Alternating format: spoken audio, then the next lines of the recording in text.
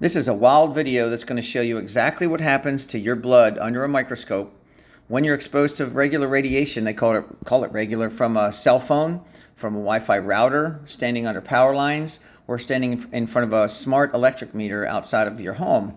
Now, we've done experiments on all of these things, and nearly every test subject has this exact same reaction.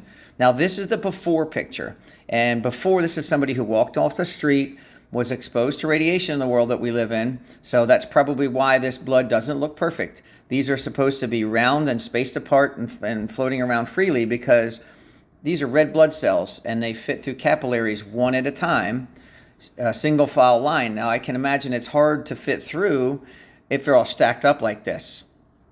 In the next part of the experiment, we made a 9-minute phone call, and the first 3 minutes we had this person put a cell chip, which is a product from EMF Solutions, on the cell phone, and you can see in just 3 minutes this person's blood has cleared up. It looks much better. It's now not stacking, which is called agglutination. They're floating around freely, and this looks much better. Then we continued the phone call for 3 more minutes with no cell chip on the phone, just a cell phone up against the person's head on a phone call, and you can look at the mess of stacked up red blood cells we see here, not looking so pretty. And finally, we continued another 3 minutes on the phone, and we added the cell chip back on again, and you can see it's going mostly back to what the first picture looked like with the cell chip on it. So in a short amount of time, it seems like we can get things on the right track.